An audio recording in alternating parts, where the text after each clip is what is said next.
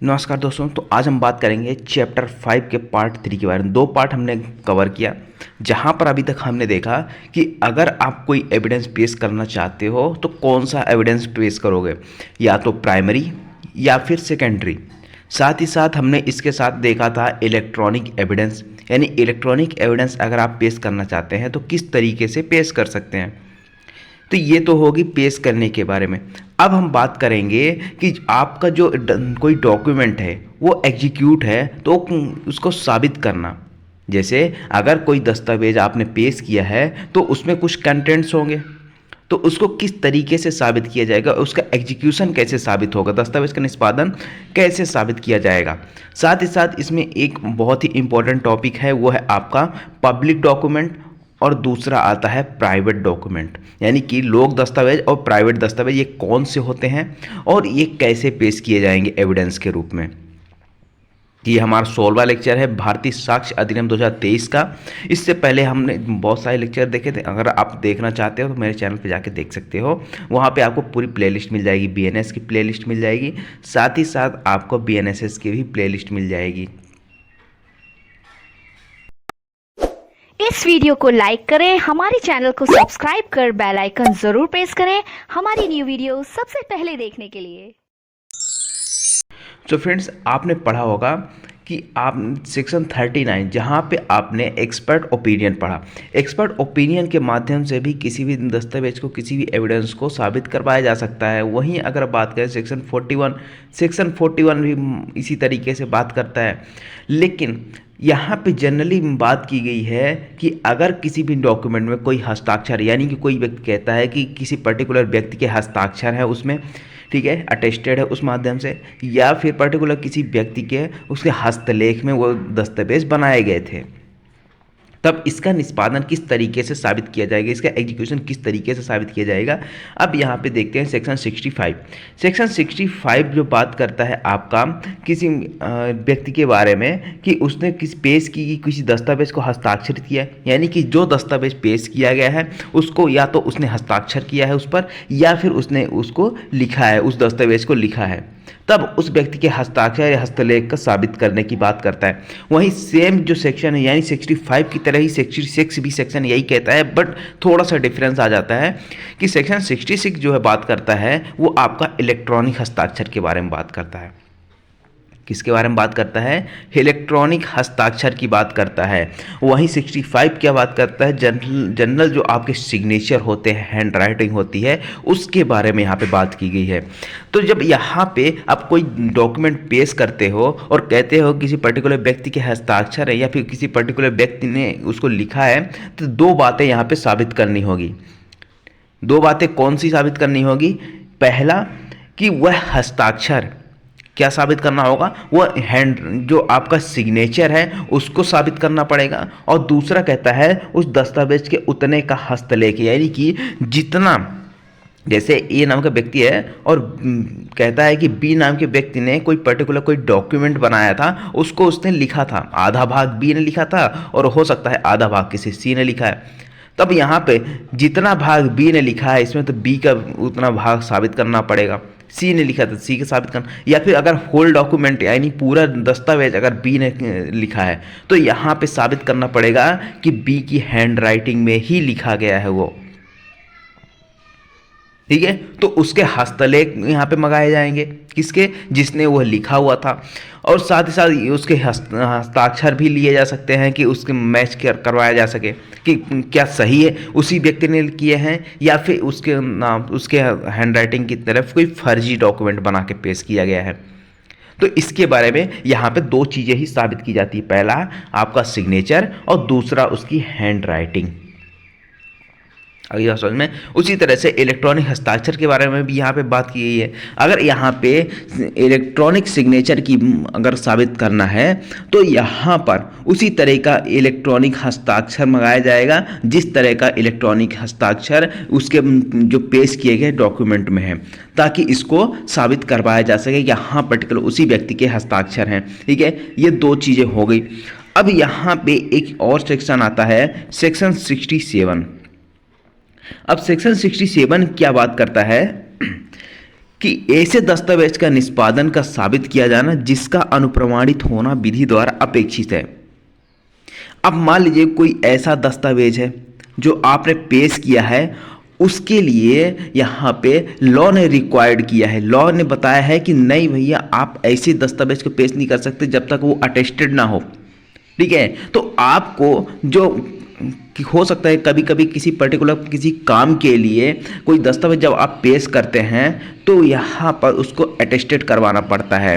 जैसे आप rent agreement बनवाते हैं तो रेंट एग्रीमेंट में क्या होते हैं, उसमें अटेस्टेड होता है, ठीक है, नोटरी होती है, सारी चीज़ें होती है।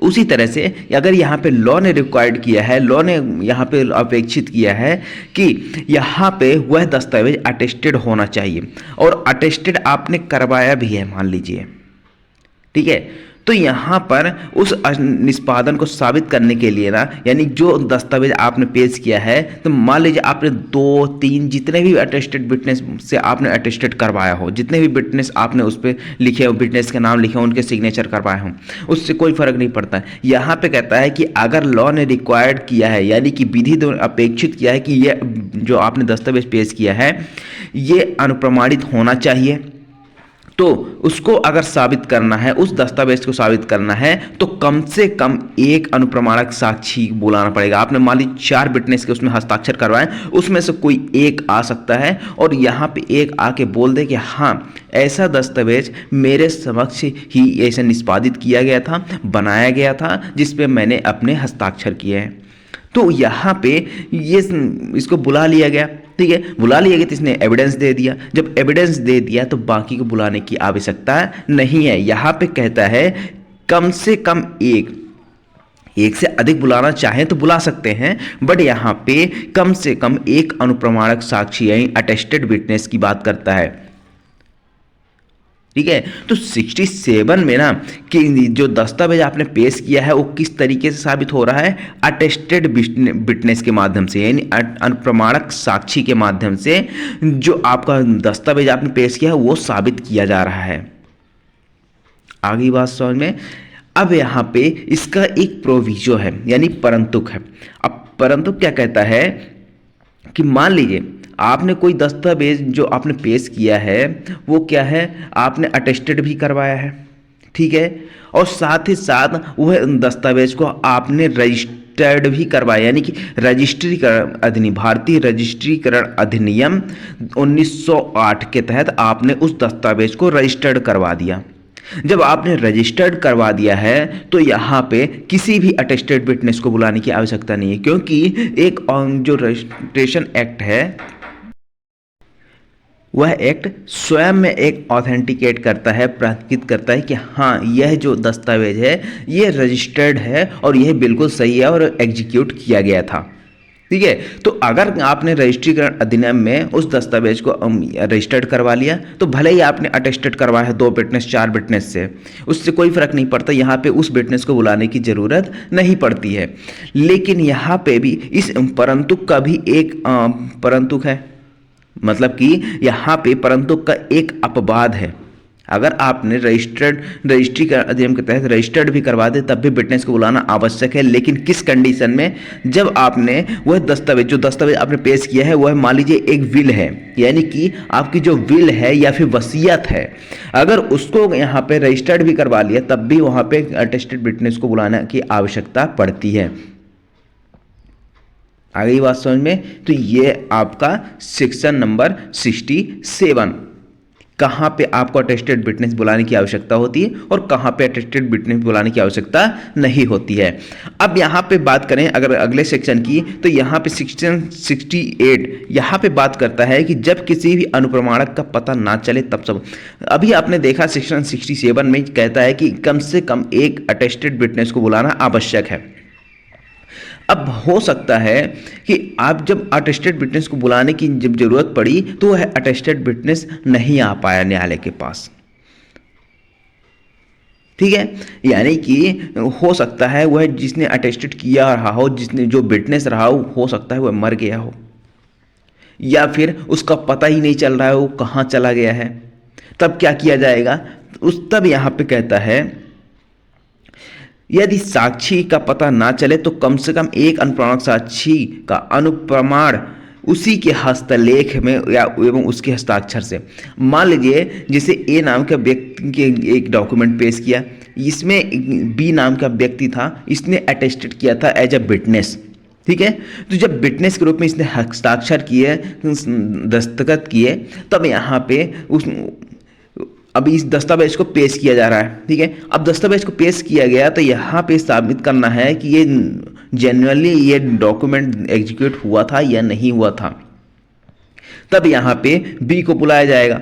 अगर बी नहीं मिल रहा है तो यहाँ पे इसके हैंड राइटिंग या फिर इसके दस्तखत अगर इसने कहीं पर किए होंगे तो उस दस्तखत को यहाँ पे मैच करवाया जाएगा। जैसे हो सकता है मान लीजिए इसके बैंक अकाउंट में कहीं इसके दस्तखत रहे होंगे, तो यहाँ पे इसके हस्तलेख या फिर इसके हस्ताक्षर से ही इसको साबित करवाया जाएगा कि ये दस्तावेज एग्जीक्यूट हुआ था या नहीं हुआ था। अब इसके हस्ताक्षर भी तो यहाँ पे साबित करने पड़ेंगे, जैसे आपने सेक्शन 65 में भी पढ़ा कि उसके हस्ताक्षर साबित करने हैं या हस्तलेख साबित करने हैं, तो यहाँ पे उसके हस्ताक्षर भी लिए जाएंगे ना, और साथ ही साथ इसके हैंड राइटिंग भी लिए जाएंगे, तभी तो उसका यहाँ पे अनुप्रमाणित जो हुआ है दस्तावेज उसको साबित किया जा सकता है। अब ये बी तो मिल नहीं रहा है, तो बी का कहीं ना कहीं यहाँ पे इसके हस्ताक्षर होंगे जो साबित होंगे, या तो किसी अन्य कार्रवाई में होंगे या इसी कार्रवाई में होंगे, तो यहाँ पे उसके हस्ताक्षर या हस्तलेख से साबित किया जा सकता है, ठीक है। अब यहाँ पे मान लीजिए ये जो अटेस्टेड विटनेस आए, ठीक है। अब अटेस्टेड विटनेस आ तो गए, लेकिन हो सकता है अब जो आए हैं वो बोल दें कि या तो स्वीकार कर लें कि हाँ ये दस्तावेज अनिष्पादन हुआ था, या फिर अस्वीकार कर दें कि नहीं ये तो दस्तावेज हमारे सामने कोई यहाँ पे एग्जीक्यूट नहीं हुआ था, ना ही हमने सिग्नेचर किया है, या फिर हो सकता है उनको याद ही ना हो कि वो उस दस्तावेज का निष्पादन हुआ है या नहीं हुआ है। काफ़ी हो सकता है काफ़ी पुराना यहाँ पे उसका जो डॉक्यूमेंट पेश किया वो पुराना, बहुत पुराना हो। तो दो कंडीशन बनती है, पहला आता है सेक्शन 69 और दूसरा आता है सेक्शन 70, ठीक है ना। जो पहले सेक्शन 70 और 71 हुआ करता था इंडियन एविडेंस एक्ट ओल्ड वाले में, अब यहाँ पे सेक्शन 69 और सेक्शन 70 आ गया है। अब यहाँ पे कहता है सामान्य नियम जनरल रूल कहता है कि यदि दस्तावेज का निष्पादन पक्षकार स्वीकार कर लेते हैं, यानी कि ए और बी के बीच में कोई डिस्प्यूट है और यहाँ पे मान लीजिए ए ने कोई दस्तावेज यहाँ पे पेश किया, तो बी ने उसको क्या कर लिया कि ये तो स्वीकार कर लिया कि हाँ इसका एग्जीक्यूशन तो हुआ था, ठीक है। तो ये जो इसने स्वीकार किया है, एडमिट किया है ना, तो यहाँ पर इसके विरुद्ध यानी कि इसके बी के विरुद्ध पर्याप्त सबूत होगा। अगर इसने एडमिट कर लिया तो फिर अटेस्टेड विटनेस की जरूरत ही नहीं है फिर तो, ठीक है। अब यहाँ पे अगर मान लीजिए अटेस्टेड विटनेस आया और वो डिनाइल कर देता है, यानी प्रत्याख्यान कर देता है और मना कर देता है कि नहीं भैया मैंने तो यहाँ पे कोई इस दस्तावेज को जानता तक नहीं हो, मेरे सामने कोई एग्जीक्यूशन नहीं हुआ है, या ठीक है, या फिर वहाँ पे निष्पादन का स्मरण ना हो, यानी कि उसको याद ही ना हो कि इसका निष्पादन हुआ था, ये दस्तावेज का एग्जीक्यूशन हुआ था या नहीं हुआ था, तो फिर किसी अन्य साक्ष्य के द्वारा उसको साबित किया जाएगा। यानी उस दस्तावेज जो आपने पेश किया है, यानी पक्षकार ने पेश किया है, उसको किसी अन्य डॉक्यूमेंट किसी अन्य एविडेंस के माध्यम से उसको साबित किया जाएगा। अब अन्य एविडेंस क्या हो सकते हैं? अन्य एविडेंस हमने पढ़े थे, जैसे सेक्शन 39 विशेषज्ञ की राय। विशेषज्ञ क्या कर सकता है? अपनी राय दे सकता है। दूसरा हमने देखा सेक्शन 41, अगर परिचित व्यक्ति है, अगर परिचित व्यक्ति ने उसके देखा था कि उसने हस्ताक्षर किया था या फिर उसकी हैंड राइटिंग से परिचित है कि हाँ उसी के हैंड राइटिंग पे वो डॉक्यूमेंट लिखा गया है, तो यहाँ पे उसके माध्यम से साबित किया। थर्ड आता है आई विटनेस, यानी चक्षुदर्शी साक्षी, यानी उसने स्वयं देखा हो लिखते हुए, या वहाँ पे उसने ये देखा हो कि उसने हस्ताक्षर किया है या फिर लिखा है, तो उसके माध्यम से साबित किया है। ये अन्य साक्ष्य हो सकते हैं। इसके अलावा भी कई अन्य साक्ष्य हो सकते हैं, ये तो मैंने एक एग्जाम्पल के रूप में बताया है यहाँ पर, ठीक है। ये आपका दस्तावेज के निष्पादन की बात करता है। अब वहीं अगर बात करें सेक्शन 71, सेक्शन 71 क्या बात करता है? उस दस्तावेज का साबित किया जाना जिसका अनुप्रमाणित होना विधि द्वारा अपेक्षित नहीं है। अगर मान लीजिए कोई किसी विधि द्वारा अपेक्षित नहीं था, अभी तक हमने पढ़ा था सेक्शन 67 में कि वो विधि के द्वारा यानी लॉ के द्वारा रिक्वायर्ड है कि वो डॉक्यूमेंट को अटेस्टेड करवाना है, लेकिन अब मान लीजिए किसी दस्तावेज को अटेस्टेड करवाना अनिवार्य नहीं है और किसी व्यक्ति ने उस अटेस्टेड करवा लिया तो कोई फर्क नहीं पड़ता, उसको ऐसे साबित किया जाएगा कि मानो वह अनुप्रमाणित ही ना हो, यानी कि वो अटेस्टेड ही ना हो, इस तरीके से उसको साबित किया जाएगा। ठीक है, क्योंकि यहाँ पर लॉ के द्वारा रिक्वायर्ड है नहीं, आपने भले इसको अटेस्टेड करवा लिया तो यहाँ पे इस दस्तावेज कैसे साबित किया जाएगा, ऐसे साबित किया जाएगा कि मानो वह अनुप्रमाणित नहीं हो, अटेस्टेड ही नहीं हो वह डॉक्यूमेंट, वह दस्तावेज। तो ये है आपका सेक्शन 71। अब सेक्शन 72 की बात करते हैं, यहाँ पे कंपेयर करने की बात करता है। क्या बात करता है? कंपेयर करने की। तो हस्ताक्षर, लेख, मुद्रा की तुलना अन्यों से जो स्वीकृति साबित है। अब देखते होंगे, देखिए सिग्नेचर को, हैंड राइटिंग को और सील को एक किस तरीके से साबित किया जा सकता है, इसको विशेषज्ञ की राय से भी साबित किया जा सकता है, विशेषज्ञ आ सकता है, एक्सपर्ट ओपिनियन अपने ओपिनियन दे सकता है, सेक्शन 41 भी के माध्यम से साबित किया जा सकता है, सेक्शन 55 के माध्यम से भी साबित किया जा सकता है। ठीक है, किया जाएगा, मैंने ऐसा नहीं बोला, किया जा सकता है। ठीक है, ये 3 सेक्शन है। बट यहाँ पे अगर न्यायालय चाहे तो न्यायालय को अब निश्चित करना है कि क्या सच में वो डॉक्यूमेंट एग्जीक्यूट हुए थे या नहीं हुए थे, क्या फर्जी तो नहीं है, तो यहाँ पे इसको साबित करवाएगा। किस तरीके से साबित करवाएगा? जो एडमिटेड फैक्ट होंगे या फिर जो एडमिटेड यानी साबित होंगे जो फैक्ट, उन साबित स्वीकृत या फिर साबित तथ्यों के माध्यम से इस हस्ताक्षर, लेख या मुद्रा को साबित करवा सकता है। ठीक है, तो यहाँ पे इसका पहला जो क्लॉज है वो क्या कहता है कि अभिनिश्चित करने के लिए न्यायालय यह अभिनिश्चित करने के लिए कि क्या कोई हस्ताक्षर, लेख या मुद्रा यानी कि हैंड राइटिंग, सिग्नेचर और सील उस व्यक्ति के हैं जिसके द्वारा उसका लिखा या किया जाना आशायित है। यानी कि यहाँ पे न्यायालय को यह डाउट हो रहा है कि क्या पर्टिकुलर उसी व्यक्ति के हस्ताक्षर हैं या किसी उसी व्यक्ति के द्वारा ये कोई दस्तावेज लिखा गया है या उसी के मुद्रा है। तो यहाँ पे जो पहले से उसके हस्ताक्षर, लेख या मुद्रा साबित किए गए हैं, यानी कि पहले से अगर किसी मामले में साबित किए जा चुके हैं या फिर कहीं पे उसको साबित किया जा चुका है या स्वीकृत तथ्य हैं, तो वहाँ से उसको कंपेयर करवा सकता है कि उसके हैंड राइटिंग, जैसे हो सकता है जैसे बैंक वाला मैंने बताया था, बैंक में तो वो अपनी ओरिजिनल साइन ही करता है भाई, तो उसने अगर साइन वहाँ पे किया है तो यहाँ पे अगर उसने दस्तावेज में सेम साइन किया है तो यहाँ पे मैच करवा सकता है, उसको तुलना करवा सकता है। ठीक है,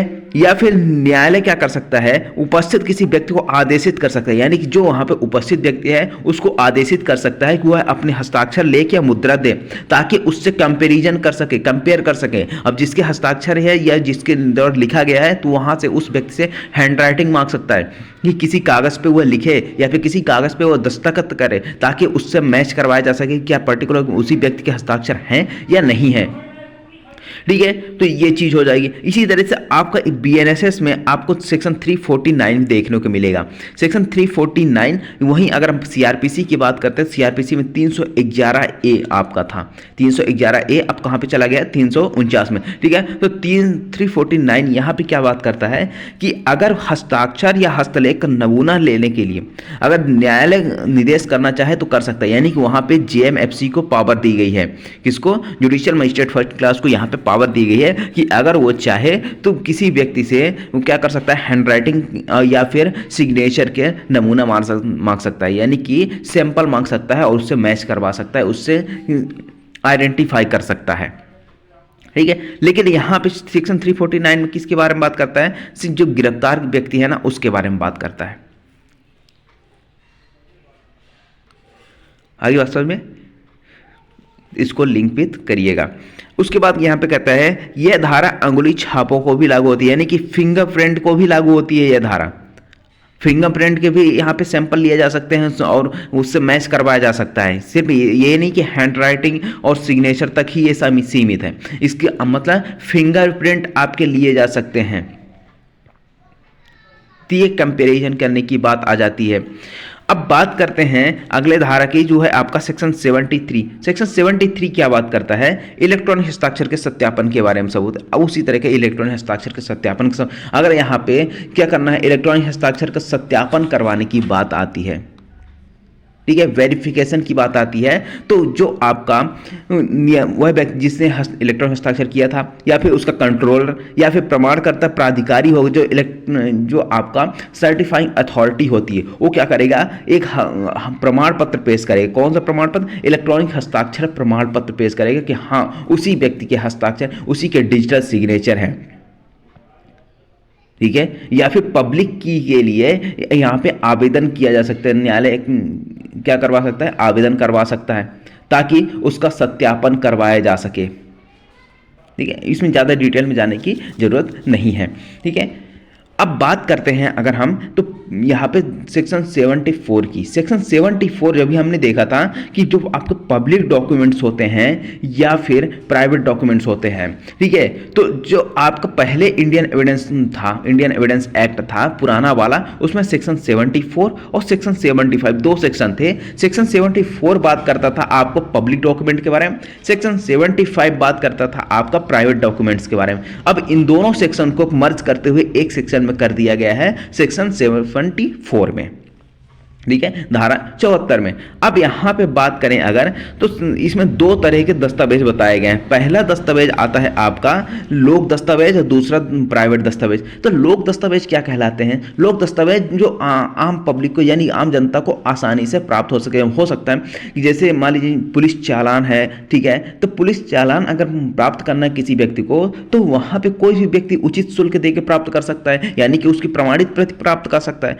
ठीक है, तो ये क्या होता है, एक पब्लिक डॉक्यूमेंट्स होता है। प्राइवेट डॉक्यूमेंट्स कौन से होते हैं? किसी पर्टिकुलर किसी पर्सन के बीच का मामला होता है। जैसे यहाँ पे कोई सूट पेश किया गया, तो सूट फाइल किया गया, तो उसमें जो यहाँ पे दावा प्रस्तुत किया गया है ना, वो क्या है, एक प्राइवेट डॉक्यूमेंट्स है। जवाब दावा जो दिया गया है, रिटर्न स्टेटमेंट दिया गया है, वो क्या है, पब्लिक डॉक्यूमेंट। कोई कॉन्ट्रैक्ट किया गया है किसी पर्टिकुलर किसी व्यक्ति के बीच में, तो वो क्या है, एक प्राइवेट डॉक्यूमेंट है। किसी शौक परीक्षण रिपोर्ट है, वो प्राइवेट डॉक्यूमेंट है। शपथ पत्र पेश किया गया, वो डॉक्यूमेंट प्राइवेट डॉक्यूमेंट्स है। अब वहीं अगर हम बात करें पब्लिक डॉक्यूमेंट्स की, तो यहाँ पे जैसे मतदाता सूची है, ठीक है, वोटर लिस्ट होती है ना, वो क्या है, एक पब्लिक डॉक्यूमेंट है। Police diary public document, FIR, court निर्णय, समन, वारंट और आरोप पत्र, वसीयत, पुलिस चालान, ये सब क्या हो जाते हैं, आपके पब्लिक डॉक्यूमेंट्स हो जाती है। ये तो बस एक एग्जाम्पल है, इतना ही तक सीमित नहीं है, इससे बहुत ज़्यादा इसमें लिस्ट आ सकती है, बहुत ज़्यादा इसमें डॉक्यूमेंट्स आ सकते हैं। ये तो बस एक आपका एक एग्जाम्पल है। ठीक है, अब बढ़ते हैं इसी सेक्शन में, तो इसकी देखते हैं सेक्शन 74 क्या कहता है। सेक्शन 74 कहता है लोक प्राइवेट दस्तावेज। तो निम्न दस्तावेज लोक दस्तावेज होंगे। अब कौन कौन से ऐसे दस्तावेज होंगे जो पब्लिक डॉक्यूमेंट कहलाएंगे?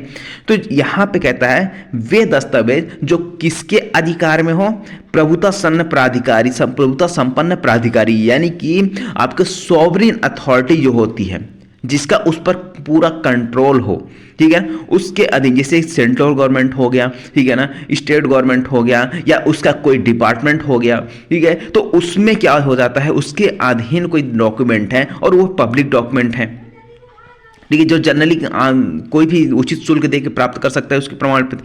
शासकीय निकाय, ठीक है, कोई यहाँ पे ऑफिशियल बॉडी है या फिर ट्रिब्यूनल है यानी अधिकरण है, उनके पास कोई दस्तावेज है, या फिर भारत के या फिर किसी विदेश के विधायिक, न्यायिक या कार्यपालक या लोक अधिकारियों के ये कार्य के रूप में या कार्यों के अभिलेख के रूप में कोई दस्तावेज है, तो ये क्या कहलाते हैं, पब्लिक डॉक्यूमेंट्स कहलाते हैं। और वहीं पर इसके अलावा अगर किसी पर्टिकुलर किसी व्यक्ति के पास कोई दस्तावेज है तो वो क्या कहलाते हैं, वो आपके प्राइवेट दस्तावेज कहलाएंगे। ठीक है, ये प्राइवेट दस्तावेज। ठीक है, तो यहां पे कहता है किसी राज्य, संघ, राज्य, क्षेत्र में रखे गए प्राइवेट दस्तावेज के लोक अभिलेख। अब इसका मतलब क्या होता है कि प्राइवेट दस्तावेज के लोक अभिलेख, अब जैसे आपका आधार कार्ड है, ठीक है, आपका आधार कार्ड है तो प्राइवेट दस्तावेज, बट उसका एक लोक अभिलेख है जो जिसके लिए एक अथॉरिटी बनाई गई है। ठीक है, जो आप देखते होगे UIDAI, जहां से आप आधार कार्ड डाउनलोड करते हैं, ठीक है, वेरीफाई करते हैं, KYC करते हैं, और वे बहुत सारी चीज़ें करते हैं वहाँ से। तो क्या होता है कि अब जब वहाँ से डाउनलोड करते हैं आप आधार, तो क्या है, एक पब्लिक, क्या बोलते हैं उसको, पब्लिक वेबसाइट है जहाँ पे कोई भी जाके डाउनलोड कर सकता है। बट यहाँ पे एक चीज़ और, जब कोई डाउनलोड करेगा आपका आधार कार्ड, उसमें एक OTP आएगी। तो एक प्राइवेट भी हो गया, पब्लिक भी हो गया, यानी कि प्राइवेट दस्तावेज के एक क्या हो जाता है, एक लोक अभिलेख हो जाता है, ये पब्लिक रिकॉर्ड हो जाता है। जैसे खसरा हो गया आपका, खसरा भी तो क्या है, एक प्राइवेट है, लेकिन फिर भी वो एक पब्लिक डॉक्यूमेंट, पब्लिक रिकॉर्ड कहलाता है वो। इस तरीके से बाकी इसके अलावा जितने भी दस्तावेज कहलाएंगे वो क्या हो जाएंगे, प्राइवेट दस्तावेज कहलाएंगे।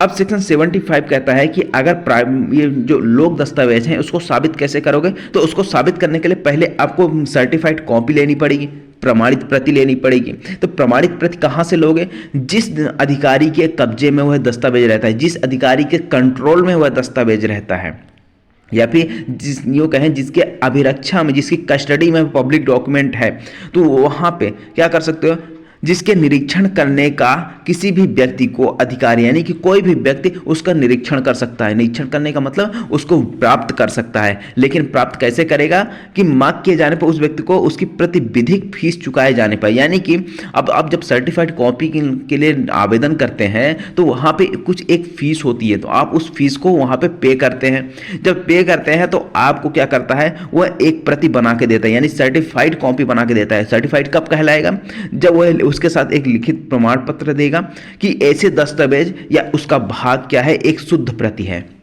शुद्ध प्रति का मतलब क्या होता है कि जो मूल प्रति है उसी की शुद्ध प्रति एक बना के दी गई है, उसी की तरह एक मूल कॉपी बना के दी गई है। ठीक है, तो ऐसा प्रमाण पत्र ऐसे अधिकारी द्वारा दिनांकित किया जाएगा, हस्ताक्षरित भी किया जाएगा और मुद्रांकित भी किया जाएगा। यानी कि उसमें दिनांक लिखा होगा, किस तारीख को जारी हुआ है, उसमें हस्ताक्षर किए जाएंगे उस सर्टिफाइंग अथॉरिटी के द्वारा। ठीक है, जो सर्टिफाइड कॉपी प्रदान कर रहा है उसके हस्ताक्षर होंगे, साथ ही साथ वहाँ के सील भी, जिस डिपार्टमेंट का होगा उस डिपार्टमेंट सील लगी। जैसे आप पुलिस थाने से निकलवाते हैं तो थाने की सील लगी होती है, न्यायालय से निकलवाते हैं तो न्यायालय की सील लगी होती है। ठीक है, तो अब जब आपने सर्टिफाइड कॉपी प्राप्त कर लिया है तो उसको आप एज अ एविडेंस पेश कर सकते हैं, सेक्शन 76 कहता है। तो सेक्शन 76 देखिए, पढ़िए कि प्रमाणित प्रतियों के पेश करने द्वारा दस्तावेजों का सबूत, जब आप दस्तावेजों का सबूत पेश कर रहे हैं तो उस प्रमाणित प्रति को आप पेश कर सकते हैं। प्रमाणित प्रति का सबूत करो पेश तो कर रहे हैं, लेकिन एज अ सेकेंडरी एविडेंस पेश होगा। आपने पढ़ा होगा जब हमने प्राइमरी और सेकेंडरी एविडेंस पढ़ा था तो वहां पे प्रमाणित प्रति भी पढ़ा था। तो प्रमाणित प्रति को एज अ सेकेंडरी एविडेंस पेश किया जाता है, क्योंकि यहाँ पे मूल दस्तावेज तो पेश नहीं किया जाता ना, मूल का ही एक प्रति यहाँ पे पेश किया जाता है, जो सर्टिफाइड होती है, शुद्ध प्रति होती है उसकी, तो सेकेंडरी यहाँ पे माना जाएगा। ठीक है, ये हो गया आपका। अब इसके अलावा भी कोई अन्य डॉक्यूमेंट्स होते हैं जो गवर्नमेंट डॉक्यूमेंट होते हैं, गवर्नमेंट बॉडी के पास होते हैं, तो उसको किस तरीके से साबित किए जाएंगे यहाँ पे अब देखते हैं। सेक्शन 77, जो आपका सेक्शन 78 हुआ करता था इंडियन एविडेंस एक्ट के जो पुराने वाले थे। ठीक है, तो यहाँ पे कहता है अन्य शासकीय दस्तावेज का सबूत, तो निम्न लोक दस्तावेज निम्न रूप से साबित किए जा सकते हैं। अगर मान लीजिए केंद्र सरकार है या राज्य सरकार है या उसकी कोई मंत्रालय है, कोई विभाग है, वहाँ से कोई एक्ट जारी हुआ है, कोई आदेश जारी हुआ है, कोई अधिसूचना जारी हुई है, तो फिर वहाँ पे उसको कैसे साबित किया जाएगा कि ये सही है बिल्कुल। तो वहाँ पे उनके जो मुख्य पदाधिकारी उस विभाग के पर्टिकुलर उस मंत्रालय की या विभाग के जो भी मुख्य पदाधिकारी होंगे उनके द्वारा एक प्रमाणित प्रति यहाँ पे जारी की जाएगी या फिर वहाँ पे प्रकाशित किया जाता है, मुद्रित प्रति उसको पेश किया जाएगा। ये दूसरा कहता है कि संसद या राज्य विधानमंडल, किसी भी राज्य विधानमंडल की कार्यवाही हो, उसको अगर वो उसको पेश करना है तो उसके जो जर्नल पेश किए जाते हैं। ठीक है, जो उसकी प्रकाशित की जाती है अधिनियम, सरकार द्वारा मुद्रित प्रति, जो भी सरकार द्वारा या ऑफिशियल गैजेट में प्रकाशित किया जाता है, मुद्रित किया जाता है, उसकी प्रति एक पेश कर सकते हैं आप। उसके बाद आता है राष्ट्रपति या राज्यपाल अगर कोई उद्घोषणा जारी करता है तो फिर यहाँ पे उद्घोषणा जारी करता है, आदेश जारी कर सकता है, विनियम जारी कर सकता है, तो राजपत्र में जो अंतर्विष्ट प्रति है उसको हम पेश करके यहाँ पे उस सबूत दे सकते हैं। उसके बाद आता है कि विदेश की कार्यपालिका के कार्य उनके प्राधिकार द्वारा प्रकाशित प्रति। ठीक है, ये हो गया। अब यहाँ पे ये सारी चीज़ें आप देख सकते हो, यहाँ पे इतना इंपॉर्टेंट इसी सेक्शन नहीं है। ठीक है, मैंने यहाँ पे लेके आया हूँ, पढ़ लेना, आप देख लेना, अगर नहीं समझ में आया तो मुझे एक बार जरूर कमेंट में बता देना। ओके, तो ये है आपका पब्लिक डॉक्यूमेंट्स के बारे में कुछ प्रोविज़न। अब जो हमारा नेक्स्ट लेक्चर है वो है आपका जो प्रिजम्पशन के बारे में, कौन से दस्तावेज का प्रिजम्पशन किस तरीके से किया जाए, उदाहरणा की जाएगी, उसके बारे में यहाँ पे आपको देखने को मिलेगा अगले लेक्चर में। ठीक है।